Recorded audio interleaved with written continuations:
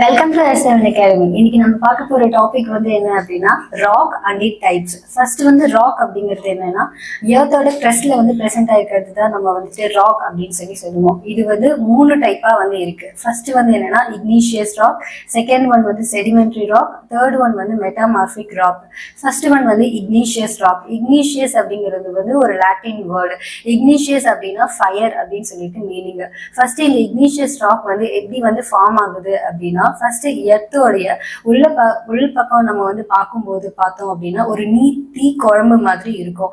அந்த தீ குழம்பு தான் வந்துட்டு நம்ம வந்து மேக்மா அப்படின்னு சொல்லுவோம். அந்த மேக்மா வந்துட்டு உள்ள இருந்து வெளியே எர்த் கிரஸ்டுக்கு வந்து வரும்போது அது வந்து லாவா அப்படின்னு சொல்லுவோம். அந்த இடத்துல ராக்கா அது வந்து ஃபார்ம் ஆகும்.